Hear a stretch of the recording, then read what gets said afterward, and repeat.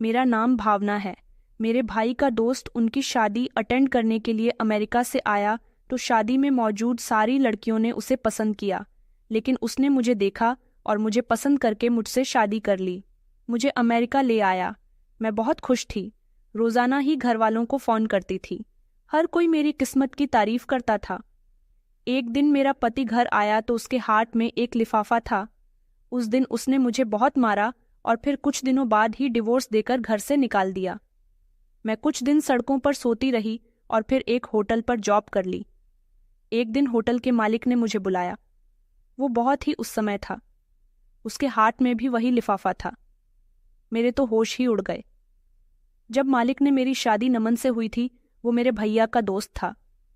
मुझे यकीन था कि मेरी जिंदगी अब खुशियों से भर जाएगी, खास तौर पर जब ये बात हुई कि वो शादी के बाद मुझे अमेरिका ले जाएगा, और शादी के बाद उसने अपना वादा पूरा कर दिया था। पासपोर्ट और कागजात वगैरह सब तैयार हो चुके थे, और फिर वो दिन भी आ गया जब मैं अपने माता पिता और भाई बहन को छोड़कर उनसे विदा होकर फ्लाइट में बैठ गई थी। मैंने अपने फ्यूचर के बारे में बहुत कुछ सोचा था। ये खूबसूरत घर, प्यार करने वाला पति और एक सुकून भरी जिंदगी। मगर मुझे नहीं पता था कि ये सपना कितनी जल्दी एक भयानक हकीकत में बदल जाएगा। अमेरिका पहुंचने के बाद शुरुआत के दिन तो बहुत अच्छे से गुजरे थे। नमन रोज मुझे घुमाने के लिए ले जाते थे। मैं रोज घर वालों को फोन कर दिया करती थी और बताया करती थी कि मैं बहुत खुश हूँ। सब मेरी किस्मत की तारीफ करते थे। एक दिन नमन काम से लौटे तो उनके हाथ में एक लिफाफा था। वो बहुत ही गुस्से में थे। बेवजह ही मुझे गालियां देने लगे थे और झगड़ा शुरू कर दिया।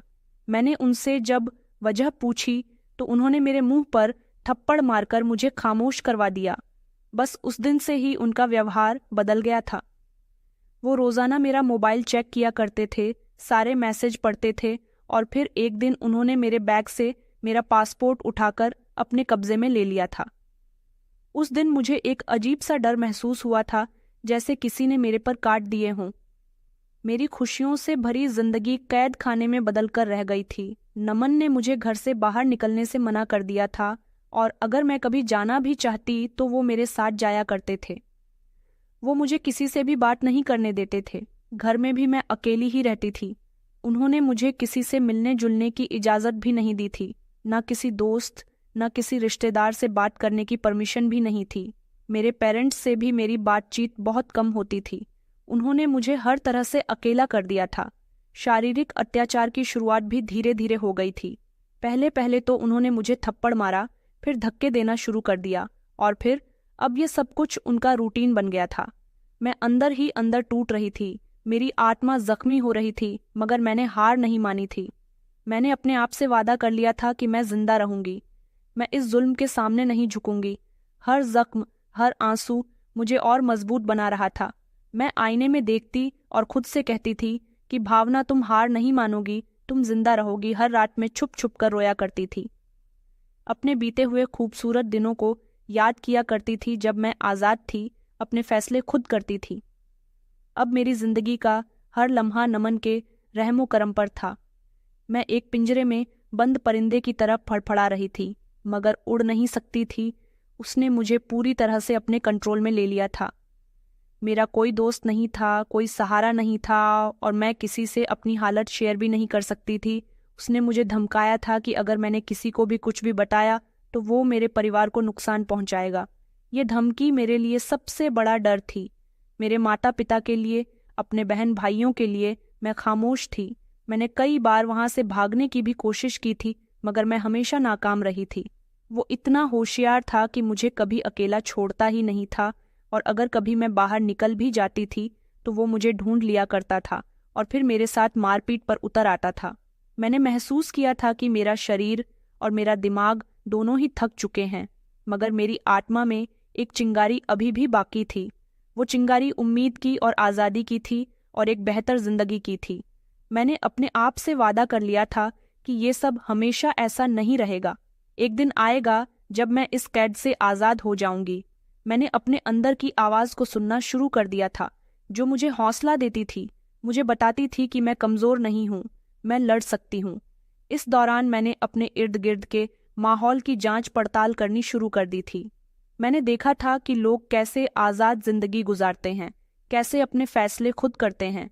ये सब देखकर मेरे अंदर की तड़प और भी ज्यादा बढ़ जाती थी। मैंने अपने आप को दिमागी तौर पर मजबूत करना शुरू कर दिया था। मैंने चुपचाप इंग्लिश भी सीखने की कोशिश की थी।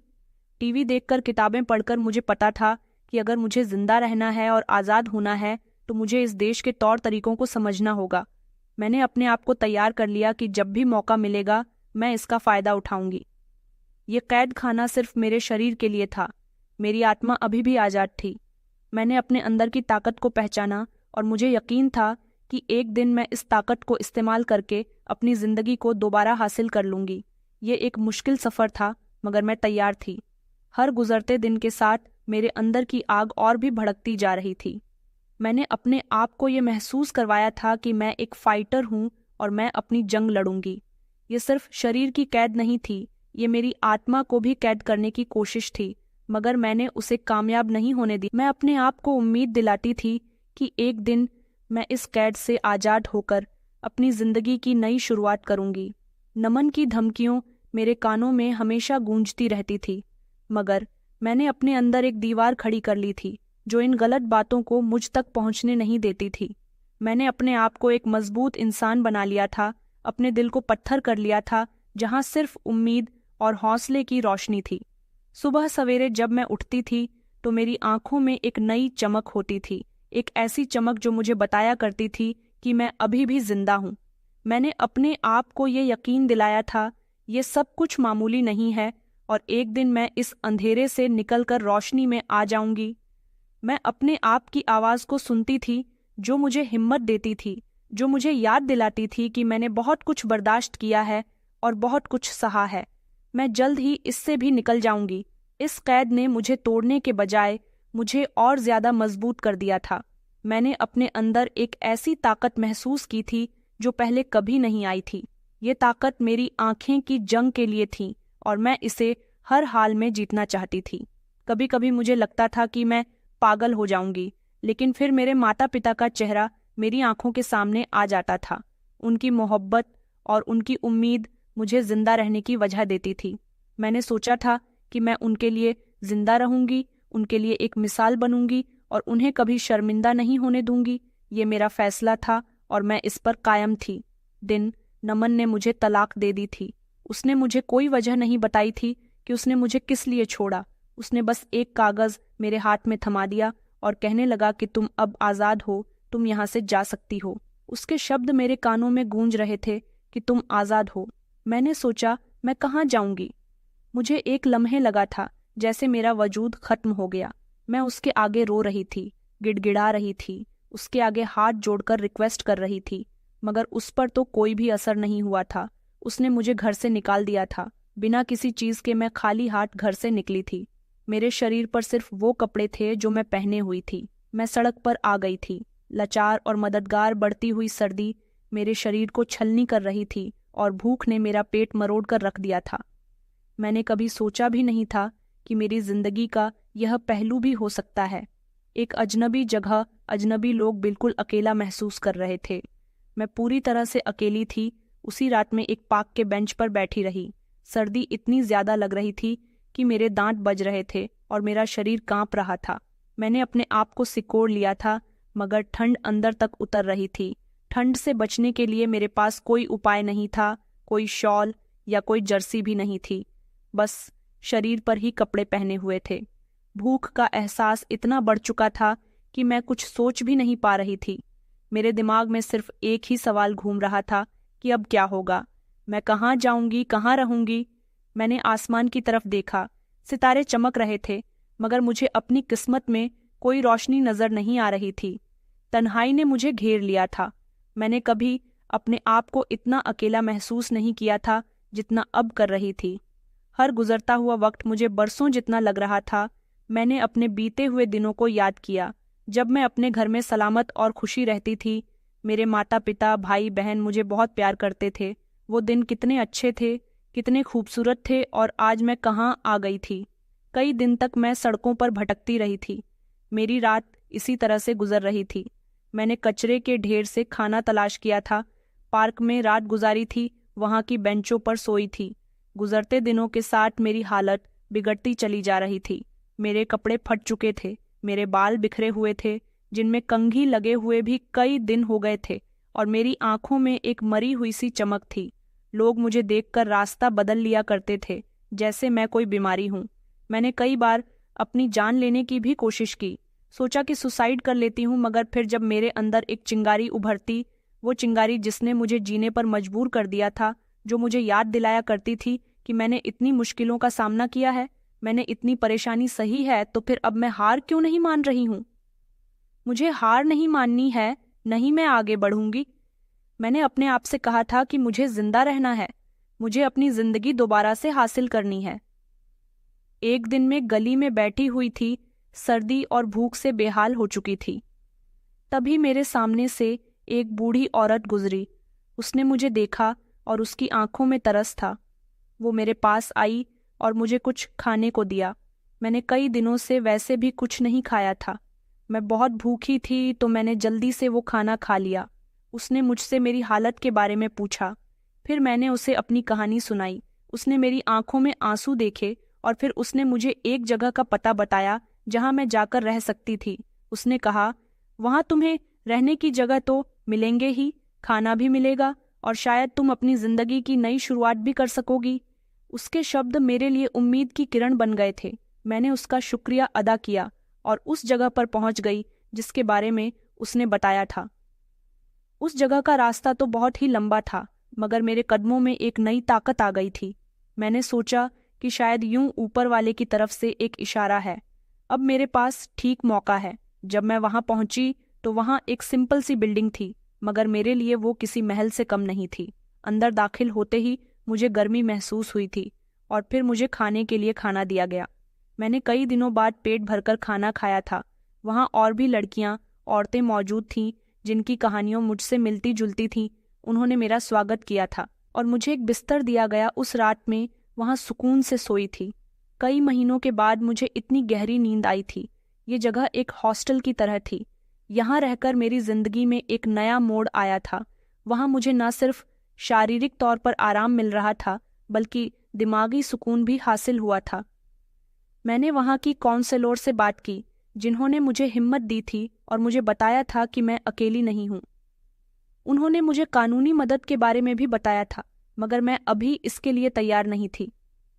मेरा सबसे पहला मकसद यही था कि मैं पहले अपने पैरों पर खड़ी होना चाहती थी। मैंने वहां की दूसरी लड़कियों से भी बहुत कुछ सीखा था। वो सब अपनी अपनी जगह एक जंग लड़ रही थी, मगर उनके चेहरे पर एक फैसला था, एक हौसला था। मैंने महसूस किया था कि मैं भी उनमें से एक हूँ और हम सब मिलकर एक दूसरे का सहारा बन सकती हैं। ये हॉस्टल मेरे लिए सिर्फ एक जगह नहीं थी, बल्कि ये एक नई जिंदगी की शुरुआत थी। मैंने अपने आप से कहा था कि अब मैं पीछे मुड़कर नहीं देखूंगी, अब मैं सिर्फ आगे बढ़ूंगी। मैंने अपने जख्मों को भरने की पूरी कोशिश की थी। मैंने फैसला कर लिया था कि मैं अब एक मजबूत इंसान बनूंगी। मैं इरादा कर चुकी थी कि अब मुझे रुकना नहीं है। और सुबह जब मैं उठती तो मेरे अंदर एक नई उम्मीद होती थी। मैंने अपने आप को ये समझा लिया था कि मैं अब कमज़ोर नहीं हूँ और मैं अपनी ज़िंदगी को अपनी मर्जी से गुजार सकती हूँ। इस जगह पर मैंने पहली बार महसूस किया था कि मैं एक इंसान हूँ और मुझे जीने का हक है। मुझे वहाँ की लड़कियों से बहुत कुछ सीखने को मिला था। उनकी हिम्मत और उनका हौसला मेरे लिए एक मिसाल बन गया था। मैंने हॉस्टल के लाइब्रेरी से कुछ किताबें पढ़नी शुरू की थीं, जिनमें खुद एक भरोसा था और जिंदगी के चैलेंज का सामना करने के बारे में लिखा हुआ था। इन किताबों ने मुझे दिमागी तौर पर मजबूत बना दिया था। मुझे एहसास हुआ था कि मैं अब अकेली नहीं हूँ। दुनिया में बहुत सी ऐसी औरतें और लड़कियां हैं जो मेरे जैसी कंडीशन से गुजर चुकी हैं और उन्होंने कामयाबी भी हासिल की है। वो अपने पैरों पर खड़ी हो चुकी है। मैं भी अपने लिए कुछ ऐसा ही करना चाहती थी। मैंने इस हॉस्टल में रहकर अपने आप को दोबारा बदल लिया था और मुझे यकीन था कि मैं अपनी ज़िंदगी को एक नया मोड़ दे सकती हूँ, अपनी ज़िंदगी को नए तरीके से शुरू कर सकती हूँ। मैंने अपने आप को ये भरोसा दिलाया था कि मैं अब एक नई भावना हूँ जो अपने बीते हुए समय को पीछे छोड़कर एक चमकते हुए भविष्य की तरफ बढ़ रही है। ये हॉस्टल मेरे लिए मेरा कुल संसार बन गया था, जहाँ मैंने ज़िंदगी जीने के नए नए तरीके सीखे। मैंने सोच लिया था कि अब मुझे अपने पैरों पर खड़ा होना चाहिए। वहाँ की काउंसलर ने मेरी बहुत मदद की थी। उन्होंने नौकरी तलाश करने में भी मेरी पूरी पूरी मदद की थी। उन्होंने मुझे कई ऐसी जगहों के बारे में बताया था जहां मुझे नौकरी मिल सकती थी। मैंने कई जगहों पर नौकरी के लिए अप्लाई किया था, मगर मुझे एक्सपीरियंस नहीं था और मेरी इंग्लिश भी इतनी अच्छी नहीं थी। मुझे मायूसी होने लगी थी, मगर फिर एक दिन मुझे एक कंपनी के कैंटीन में काम करने की ऑफर मिली थी। ये एक छोटी सी नौकरी थी, मगर मेरे लिए एक बहुत बड़ा और अहम कदम था। मैंने फौरन ही हाँ कर दी थी। मुझे पता था कि ये काम मेरे लिए आसान नहीं होगा, मगर मैं किसी भी चैलेंज का सामना करने के लिए तैयार थी। अब मुझे डरना नहीं था, रुकना नहीं था, हारना नहीं था। मैंने अगले ही दिन से नौकरी ज्वाइन कर ली थी। कैंटीन में मेरा काम बहुत मेहनत वाला था और सारे दिन खड़े होकर काम करना पड़ता था, क्योंकि वहाँ नौकरों को आराम करना बिल्कुल भी अलाउड नहीं था। मुझे सुबह सवेरे उठकर वहाँ जाना पड़ता था, बर्तन धोने होते थे, साफ सफाई करनी होती थी। ये सारे काम मेरे लिए नए थे। मैंने कभी सोचा भी नहीं था कि ये सारे काम करूँगी, मगर अब ये मेरी हकीकत थी। मैंने अपने आप को ये समझा लिया था कि ये सिर्फ एक शुरुआत है और मुझे इससे बेहतरीन फ़ायदा उठाना होगा। मेरी ज़िंदगी जो कभी परेशानियों भरी हुआ करती थी, मुझे उसको बेहतर करना होगा। मैंने अपनी पूरी ईमानदारी और लगन से काम करना शुरू कर दिया था। मैंने अपने अंदर की हिम्मत को पहचाना। मुझे खाना बनाने का बहुत शौक था और मैंने सोचा कि क्यों ना मैं अपने शौक को अपने काम में शामिल कर लूं। मैंने देसी खाना बनाना शुरू कर दिया था, जैसे छोले भटूरे, शाही पनीर, मिक्स सब्जी, लच्छा परांठा और कड़ी चावल, और भी बहुत अलग तरह की रेसिपी जो मैं इंडिया में खाया करती थी और मेरी मम्मी जिस तरीके से खाना बनाती थी, मैं उसी तरह से खाने को यहाँ भी बनाने वाली थी, क्योंकि घर में जब मेरी मम्मी खाना बनाया करती थी तो मुझे उनके हाथ का ये देसी खाना बहुत ही अच्छा लगता था। मैं अपने देश के तरीके से खाना बनाने लगी तो वहाँ के लोग हैरान हुए, मगर फिर उन्हें मेरे हाथ का बनाया हुआ खाना बहुत पसंद आने लगा। मास्टर विलियम, जो कैंटीन के इंचार्ज थे, वो एक बहुत ही अच्छे इंसान थे। उन्होंने मुझे बहुत सपोर्ट किया था। वो मेरी मेहनत और ईमानदारी से बहुत इम्प्रेसिस हुए थे। उनको भी मेरे हाथ का बनाया हुआ इंडियन खाना बहुत ही पसंद आया था और उन्होंने कहा था कि तुम अगर अपने इस खाने में और रेसिपीज ऐड करना चाहती हो तो कर सकती हो, हम तुम्हें पूरा सपोर्ट करेंगे। वो हमेशा मेरे हाथ के बने हुए खाने की तारीफ किया करते थे और दूसरे नौकर भी मेरे हाथ के बने खाने के दीवाने हो गए थे। वहाँ सारे लोग कहते थे कि भावना, तुम्हारे हाथ के बने खाने में तो जादू है। हमें इंडियन खाना बहुत पसंद है और तुम जिस तरीके से खाना बनाती हो उसमें एक अलग ही टेस्ट होता है। वो मेरी तारीफ किया करते थे तो मुझे बहुत अच्छा लगता था। उनकी तारीफ किए गए एक एक शब्द मेरे लिए बहुत मायने रखते थे। ये सारी तारीफ मुझे हौसला दिया करती थी कि मैं कुछ कर सकती हूँ, मैं किसी से कम नहीं हूँ, मैं बहुत काम। मेरी छोटी सी कैंटीन की नौकरी ने मुझे एक पहचान दी थी। लोग मुझे इंडियन खाने वाली भावना के नाम से जानने लगे थे। ये सब मेरे लिए एक बहुत ही बड़ा खुशी का एहसास था कि लोग मेरी मेहनत को सराह रहे हैं। मेरी जिंदगी में थोड़ी सी परेशानी आने लगी थी। मैंने हॉस्टल छोड़कर एक छोटे से कमरे में रहना शुरू कर दिया था, जो कि एक किराए का कमरा था। मैं अपनी कमाई से अपनी ज़रूरत को पूरी किया करती थी और कुछ पैसे बचा भी लेती थी। मैंने अपने आप को बेहतर महसूस करना शुरू कर दिया था। मैं बहुत खुश थी क्योंकि अब मैं अकेली नहीं थी। मेरे पास काम था और मेरे आसपास अच्छे लोग थे, मगर दिल में एक डर अभी भी बाकी था। मेरे पति नमन का, उसकी यादें, उसके दिए हुए जख्म मुझे कभी कभी बेचैन कर दिया करते थे। रातों को मैं सो नहीं पाती थी। उसके अत्याचार का मंजर मेरी आंखों के आसपास घूमता रहता था। मैंने अपने आप को ये समझा लिया था कि वो अब मेरे बीते हुए समय का हिस्सा है। वो मुझे छोड़ चुका है तो फिर अब मुझे उससे नहीं डरना चाहिए। अब जब मेरा उसके साथ कोई संबंध नहीं है तो फिर मैं उसके बारे में क्यों सोच रही हूँ, क्यों उससे डर रही हूँ? मुझे तो सिर्फ आगे बढ़ना है। मैं अपने कैंटीन के लोगों से बात किया करती थी, उनकी बातें सुनती थी और खुद भी बोलने की कोशिश करती थी। वहाँ तरह तरह के लोग गाते थे। मैंने कुछ किताबें भी पढ़ना शुरू कर दी थी। मैं उन लोगों की लैंग्वेज को समझने की कोशिश करती थी। जितना हो सकता अपने कस्टमर को अच्छी सर्विस देने की कोशिश करती थी। मैं इंग्लिश सीखने की पूरी कोशिश कर रही थी ताकि मेरी वोकैबुलरी बेहतर हो सके। मुझे पता था कि अगर मुझे इस देश में तरक्की करनी है तो मुझे अपनी लैंग्वेज में परफेक्ट होना होगा। मैंने अपने आप को एक नया मकसद दे दिया था और मैं इस मकसद को हासिल करने के लिए पूरी तरह से परफेक्ट बन गई थी।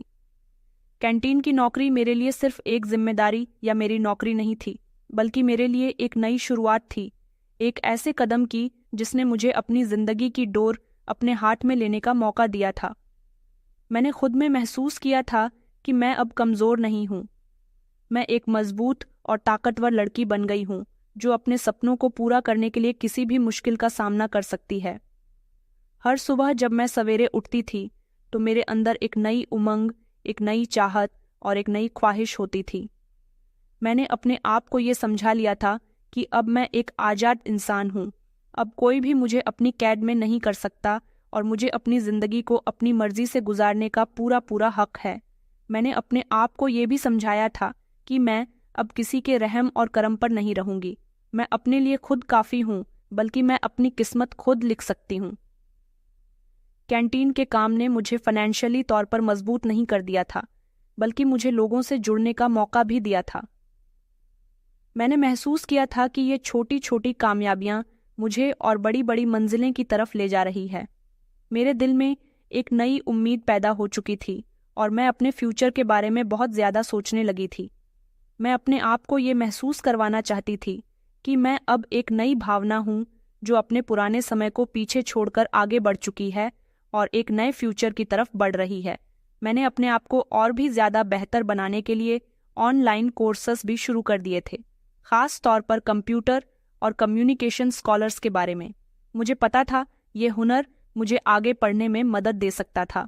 मैं हर रोज़ कुछ नया सीखने की कोशिश करती थी, ताकि मैं अपने आप को आगे की कामयाबी के लिए और ज़्यादा निखार सकूं। मेरे अंदर एक लगन पैदा हो चुकी थी और मैं अपने आप को एक कामयाब इंसान के तौर पर देखना चाहती थी। कैंटीन में काम करते हुए मुझे कई महीने गुजर चुके थे। मेरी जिंदगी एक रूटीन पर आ चुकी थी। सुबह जल्दी उठना, कमरे की साफ सफाई करना, अपने लिए नाश्ता बनाना, तैयार होकर काम पर जाना और फिर वापस आकर थोड़ी देर आराम करना, उसके बाद रात का खाना बनाना। मैंने अपने आप को इस रूटीन में अच्छी तरह से ढाल लिया था और मुझे इसमें एक सुकून महसूस होता था। मैं अपने काम में परफेक्ट हो चुकी थी और मेरी बनाई हुई डिशेस कंपनी के नौकर और कस्टमर को बहुत अच्छी लगती थी। मास्टर विलियम भी मुझ पर पूरा भरोसा करते थे और मुझे हमेशा नए पकवान बनाने की परमिशन देते रहते थे, क्योंकि मेरी ही वजह से उनका कैंटीन चल पड़ा था।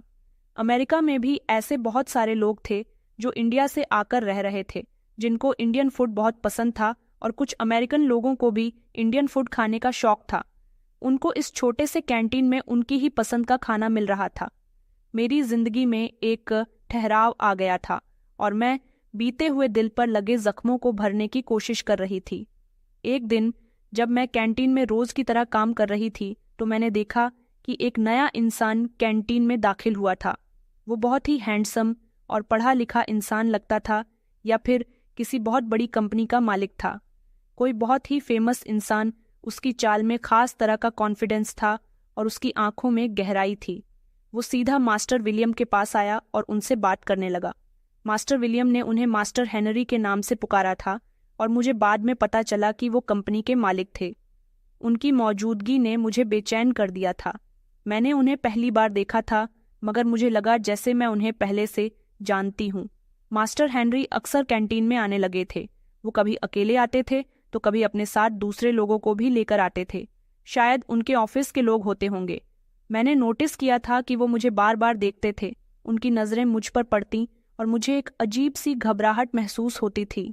वो कुछ कहते तो नहीं थे, बस दूर दूर से देखते रहते थे।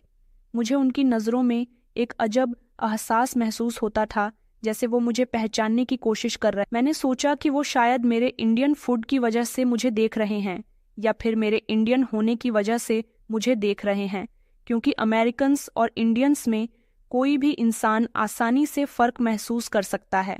मगर उनकी नज़रों में कुछ और भी था, कुछ ऐसा जो मुझे परेशान कर रहा था। मेरे दिल में एक शक पैदा होने लगा था। मुझे लगता था कि कहीं वो मेरे पति नमन को तो नहीं जानते। क्या वो उनके कहने पर तो मुझे नहीं देख रहे? मेरे बीते हुए समय के डर ने मुझे एक बार फिर से बुरी तरह से झंझोर दिया था। मुझे बेचैनी होने लगी थी, घबराहट होने लगी थी। मैंने अपने आप को तसल्ली दी थी और समझाया था कि ये सिर्फ मेरा वहम है, मगर उनकी मौजूदगी मुझे लगातार बेचैन कर रही थी। मैंने कोशिश की थी कि मैं उनसे नज़रें नहीं मिलाऊं, मगर वो जब भी आते बार बार मेरी तरफ ही देखते थे। उनकी आंखों में एक नरमी हुआ करती थी, मगर मुझे इस नरमी में भी एक सवाल नजर आता था। मैंने अपने आप को ही समझा लिया था कि मैं अब एक आज़ाद लड़की हूँ और मुझे किसी से डरने की ज़रूरत नहीं है, मगर मेरे अंदर का डर मुझे अभी भी परेशान कर रहा था, जो अभी भी मेरे दिल में बाकी था। मैंने अपने आप को काम में बिजी रखने की पूरी कोशिश की थी, ताकि अगर मैं काम में बिजी रहूं तो मैं उनके बारे में ज़्यादा न सोच सकूं, मगर उनकी तस्वीर मेरे दिमाग से हटती ही नहीं थी।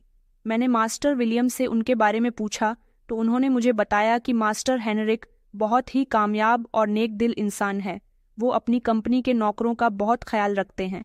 उनकी बातें सुनकर मुझे थोड़ा सा सुकून मिला था, मगर मेरे दिल का शक अभी पूरी तरह से खत्म नहीं हुआ था। मैंने सोचा था कि अगर वो सच में नमन के बारे में कुछ भी जानते हैं तो क्या वो मुझे नुकसान पहुंचाने की कोशिश करेंगे, या फिर मैं कुछ ज्यादा ही सोच रही हूँ, या फिर ऐसा भी हो सकता है कि वो मेरी मदद भी कर सकते हैं। ये ढेर सारे सवाल मेरे दिमाग में घूमते रहते थे।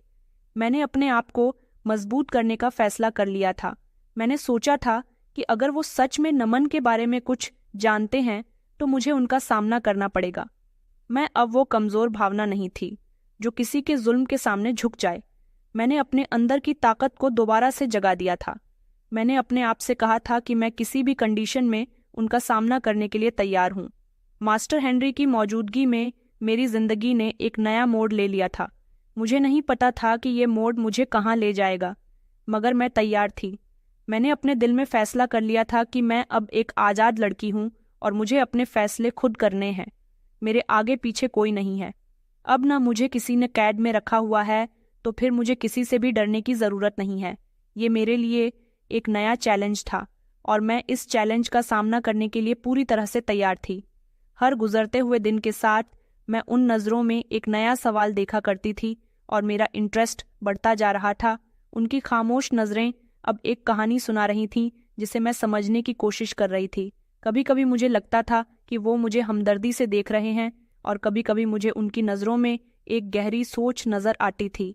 ये सब मुझे बेचैन कर रहा था, मगर साथ ही एक अजीब सी उम्मीद भी दिल में पैदा हो रही थी। उनकी मौजूदगी ने मेरे दिल में एक अजीब सी हलचल मचा दी थी, जैसे कोई तूफान आने वाला हो, मगर मैं इस तूफान का सामना करने के लिए अभी तैयार नहीं थी।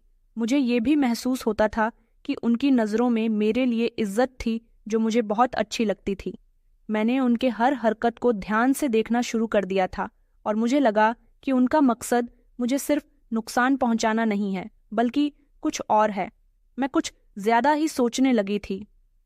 एक दिन जब मैं कैंटीन में अपने काम में बिजी थी तो मास्टर विलियम मेरे पास आए और कहने लगे कि मास्टर हेनरी ने मुझे उनके ऑफिस में बुलाया है।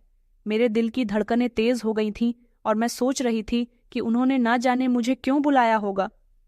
मुझे लगा कि मेरा शक सही था, वो सच में नमन के बारे में ही कुछ जानते हैं। मेरे दिमाग में कई सारे सवाल उभर आए थे कि क्या वो मुझे नौकरी से निकाल देंगे, कि अब वो मुझसे नमन से रिलेटेड कोई बात कहेंगे। एक डर की लहर मेरे पूरे शरीर में दौड़ गई थी। मैंने मास्टर विलियम से इजाज़त ली और मास्टर हेनरी के ऑफिस की तरफ चल पड़ी थी। मेरे कदम भारी हो रहे थे। हर कदम जैसे मेरे साथ एक नया खौफ लेकर आ रहा था। मेरा डर बढ़ता चला जा रहा था। जब मैं मास्टर हेनरी के ऑफिस में दाखिल हुई तो वो अपनी कुर्सी पर बैठे हुए थे। उन्होंने मुझे भी बैठने का इशारा किया था। मैं सामने रखी कुर्सी पर बैठ गई थी और मेरी नज़रें उनकी नज़रों से मिल गई थीं। उनकी आंखों में एक अजीब सी चमक थी जो मुझे समझ नहीं आ रही थी।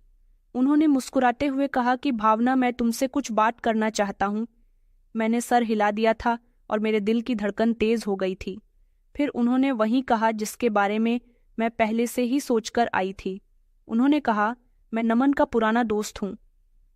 ये शब्द सुनकर मुझे एक जोरदार झटका लगा था।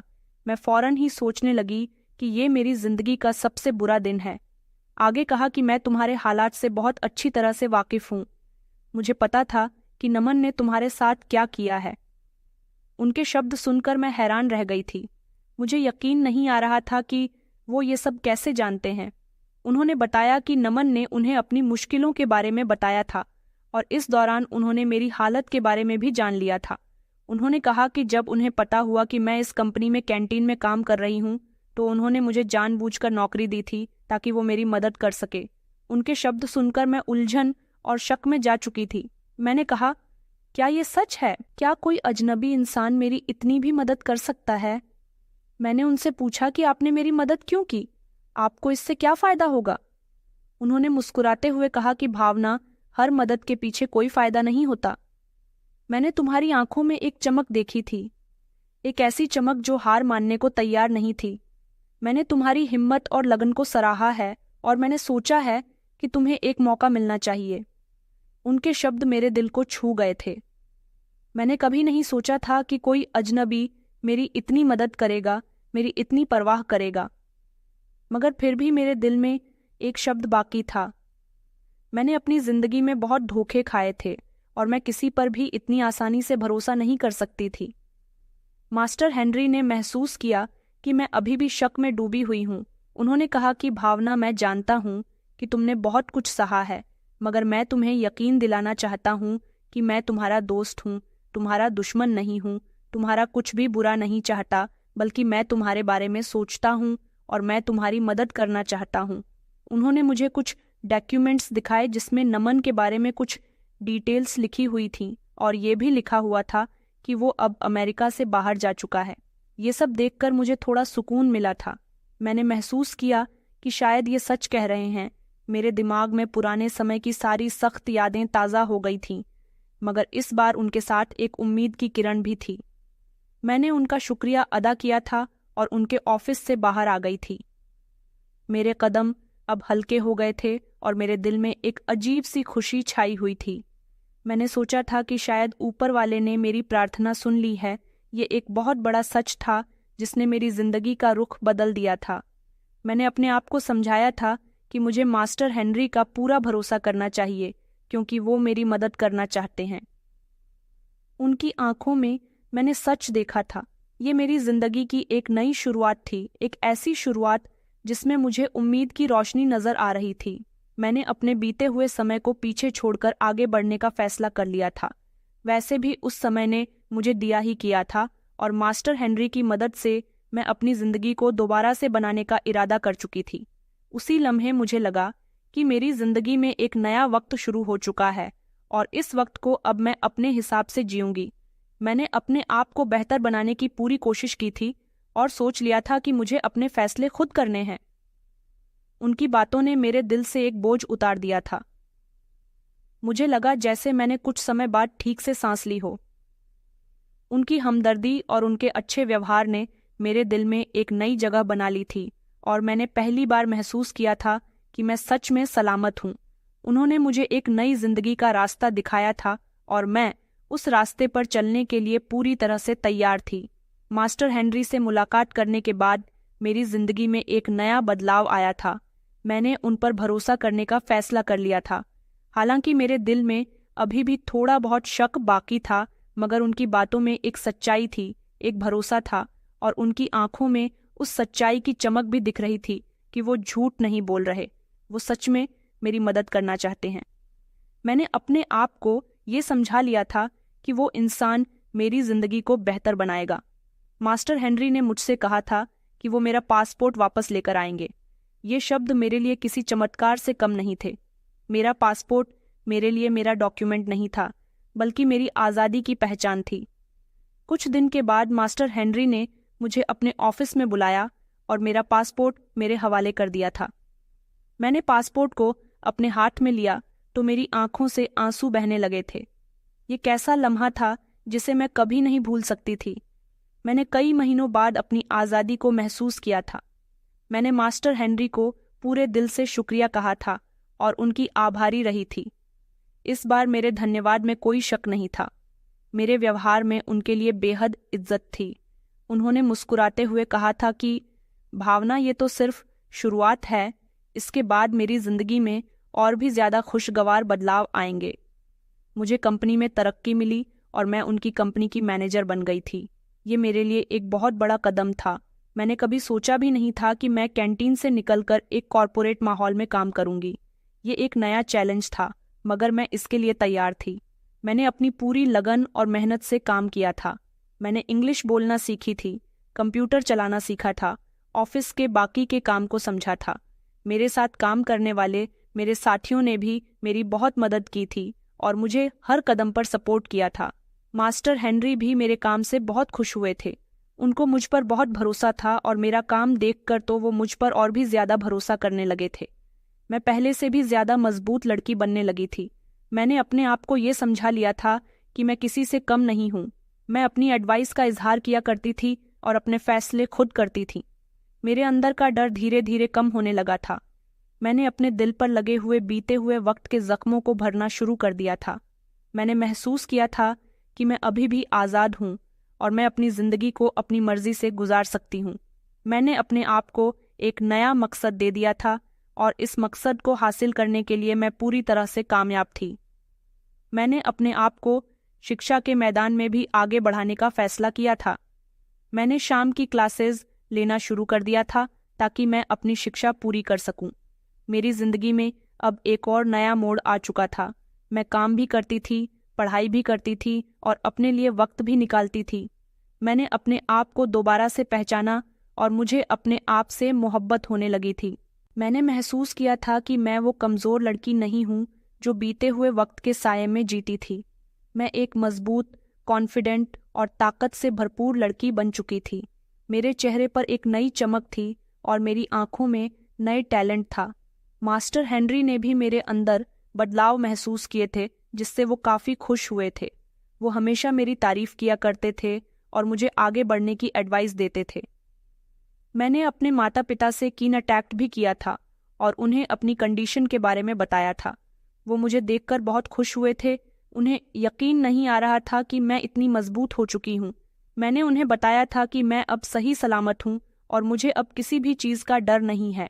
ये एक बहुत ही बड़ा जज्बाती लम्हा था जब मैंने अपने माता पिता को दोबारा देखा।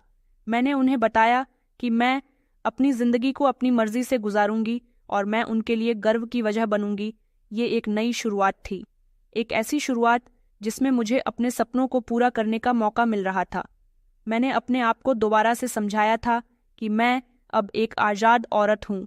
मुझे अपनी ज़िंदगी को अपनी मर्जी से गुजारना है। हर गुजरते हुए दिन के साथ अपनी कामयाबियों पर गर्व महसूस करती थी और मुझे यकीन था कि मैं अब और भी आगे बढ़ूंगी। मेरे अंदर एक कॉन्फिडेंस पैदा होने लगा था जिसने मुझे एक नई पहचान दी थी और मैंने महसूस किया था कि मैं अब किसी भी मुश्किल का सामना आसानी से और अकेले कर सकती हूँ। अब मैं सिर्फ अपने लिए नहीं बल्कि इन सारी औरतों के लिए भी एक मिसाल बनना चाहती थी जो मेरे जैसी कंडीशन से गुजर रही थी। मैंने अपने आप को समझा लिया था कि मेरा बीता हुआ समय मुझे कमज़ोर नहीं कर सकता, बल्कि ये मुझे और भी ज़्यादा मजबूत बनाता है। मेरी ज़िंदगी में सब कुछ ठीक चल रहा था। मैं अपनी नौकरी में खुश थी, पढ़ाई भी कर रही थी और मेरे अंदर एक नया कॉन्फिडेंस भी आ चुका था। मास्टर हेनरी और मेरे बीच में एक स्पेशल रिश्ता बन चुका था। वो मेरे लिए सिर्फ एक बॉस नहीं थे, बल्कि एक अच्छे दोस्त भी बन गए थे और एक हमदर्द इंसान थे। वो हमेशा मेरी मदद करते थे और मुझे हर कदम पर सपोर्ट किया करते थे। मैंने महसूस किया था कि उनकी मौजूदगी मेरी ज़िंदगी में बहुत ही अहमियत रखती है। उनके साथ बातचीत करते हुए मुझे एक सुकून सा महसूस होता था। एक दिन मास्टर हेनरी ने मुझे अपने ऑफिस में बुलाया। मैंने सोचा कि शायद वो ऑफिस के किसी काम के लिए मुझे बुला रहे होंगे, इसलिए मुझसे बात करनी होगी। मगर जब मैं वहां पहुंची तो उनके चेहरे पर एक अजीब सी घबराहट थी। उन्होंने गहरी सांस ली और कहने लगे कि भावना, मैं तुमसे कुछ कहना चाहता हूँ। मैंने उनकी तरफ देखा और मुझे लगा जैसे वो बहुत ही ज़रूरी बात कहने वाले हैं। उन्होंने कहा कि मैं तुमसे मोहब्बत करता हूँ। उनके शब्द सुनकर मुझे एक ज़ोरदार झटका लगा था। मैंने तो सोचा भी नहीं था कि वो मुझसे ऐसी बात करेंगे। मैं बहुत घबरा गई थी और कन्फ्यूजन में पड़ गई थी। मेरे दिमाग में कई सारे सवाल उभर कर आ गए थे कि क्या ये सच था जो मैं सुन रही थी? क्या वो सच में मुझसे मोहब्बत करते हैं? मैंने उनसे कहा कि मास्टर हेनरी, मैंने पहले ही बहुत कुछ सहा है। मैं किसी भी बात पर आसानी से भरोसा नहीं कर सकती और सबसे बड़ी बात यह है कि मैं शायद खुद को आपके काबिल समझती भी नहीं हूँ। कहाँ आप और कहाँ मैं आप में और मुझ में ज़मीन और आसमान का फ़र्क है। उन्होंने कहा कि नहीं, मैं सच कह रहा हूँ, मैं सच में तुमसे मोहब्बत करता हूँ। मैंने उनकी तरफ ध्यान से देखा और कहा कि अच्छा, तो फिर इस बात की क्या गारंटी है कि आप सारी ज़िंदगी मेरे साथ रह सकते हैं? क्योंकि जब मैं यहाँ आई थी तो नमन ने भी मुझसे बहुत सारे वादे किए थे, मगर यहाँ लाने के बाद उसने मेरे साथ क्या किया, मुझे छोड़ दिया, मुझे अकेला कर दिया, मुझे बेसहारा कर दिया। अब जब मैं इस हद तक पहुंच गई हूँ, तब मैं दोबारा से खुद को बर्बाद होते हुए नहीं देखना चाहती। उन्होंने मेरी बात ध्यान से सुनी और कहा कि भावना, मैं जानता हूँ कि तुमने बहुत कुछ बर्दाश्त किया, मगर मैं तुम्हें यकीन दिलाता हूँ कि मेरी मोहब्बत सिर्फ तुम्हारे लिए है और मैं तुम्हें कभी धोखा नहीं दूंगा। मैं तुम्हारी जिंदगी को खुशियों से भर दूंगा, और अगर तुम्हें मेरी मोहब्बत पर विश्वास नहीं है और तुम्हें लगता है कि जिस तरह से नमन ने तुम्हें बर्बाद कर दिया मैं भी उसी तरह से तुम्हें बर्बाद कर दूंगा, तो फिर मैं तुम्हारे लिए कुछ करना चाहता हूँ। उन्होंने कहा कि मैं अपने अकाउंट में मौजूद जितनी भी रकम है उसकी आधी रकम तुम्हारे नाम करता हूँ, और मेरी जितनी प्रॉपर्टी है उसकी आधी प्रॉपर्टी भी मैं तुम्हारे नाम करता हूँ। मैं कल ही कानूनी कार्रवाई करके ऐसा कर दूंगा। फिर अगर तुम्हें कभी भी लगे कि मैं तुम्हें धोखा दे रहा हूँ तो तुम कभी भी बर्बाद नहीं हो सकोगी। वैसे तो मैं तुम्हें कभी भी धोखा नहीं दूंगा, लेकिन तुम्हारी तसल्ली के लिए और तुम्हारा भरोसा जीतने के लिए बहुत ज़रूरी है कि मैं अपनी आधी प्रॉपर्टी और अपना आधा बैंक बैलेंस तुम्हारे नाम कर दूं। मैं उनकी बात सुनकर हैरान रह गई थी, मगर दिल में खुशी और भरोसा था कि चलो, वो पूरी तरह से मेरा साथ निभाने के लिए तैयार है। उनकी आंखों में मोहब्बत थी मेरे लिए, जो कि मुझे कायल कर रही थी। मैंने अपने बीते हुए समय के जख्मों को याद किया और मेरे दिल से धोखे का डर भी अब खत्म हो चुका था। उनकी बातों में एक सच्चाई थी जो मुझे उन पर भरोसा करने पर मजबूर कर रही थी।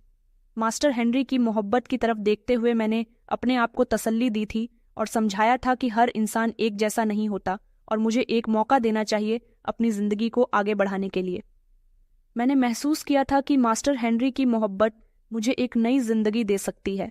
आखिरकार मैं मास्टर हेनरी की मोहब्बत को कबूल करने का फैसला कर चुकी। मैं उनके ऑफिस गई और उन्हें बताया कि मैं भी उनसे मोहब्बत करती हूँ। उनके चेहरे पर एक खुशी की लहर दौड़ गई थी। उनकी दौलत, उनकी जायदाद और पैसा मेरे लिए कोई मायने नहीं रखता था, लेकिन हर इंसान को अपने बुरे वक्त की तैयारी करके रखना चाहिए।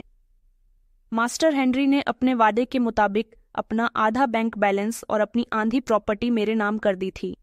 मुझे लगा कि जैसे मेरी जिंदगी की नई शुरुआत हो गई है। सबसे पहले उन्होंने कानूनी कार्रवाई पूरी करके मेरे नाम वो सब कुछ कर दिया था जैसा उन्होंने मुझसे वादा किया था। उसके बाद हम दोनों ने उनके तरीके से शादी कर ली थी। हमारी शादी एक सिंपल तरीके से हुई थी, जिसमें हमारे करीब के कुछ दोस्त थे। ये मेरी जिंदगी का सबसे खूबसूरत दिन था। मैंने कभी सोचा भी नहीं था कि मुझे दोबारा इतनी खुशी नसीब होगी। शादी के बाद मेरी जिंदगी पूरी तरह से बदल गई थी। हेनरिक बहुत ही प्यार करने वाले और ख्याल रखने वाले पति साबित हुए थे। उन्होंने मुझे हर तरह से सपोर्ट किया और मुझे कभी भी मेरे बीते हुए समय की याद नहीं आने दी थी। मैं उनके बहुत ही खूबसूरत घर में रहती थी। मैंने उनके घर को अपने हाथों से दोबारा से सजाया था। मुझे अभी एक पूरी खुशहाल जिंदगी मिल गई थी।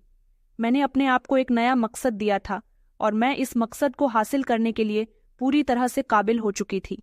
ये एक नई शुरुआत थी जिसमें मुझे अपने सपनों को पूरा करने का मौका मिल रहा था। हर गुजरते हुए दिन के साथ मेरी मोहब्बत और खुशी बढ़ती जा रही थी और मुझे यकीन था कि जिंदगी अभी हमेशा ऐसी ही रहेंगी। हेनरी की मोहब्बत ने मेरे जख्मों पर मरहम रख दिया था। मैं पूरी तरह से नमन को भूल चुकी थी और उस जैसे इंसान को कभी याद भी नहीं करना चाहती थी। हेनरी ने मुझे एक नई पहचान दी थी। मैंने महसूस किया था कि मैं अब पूरी तरह से बदल गई हूँ।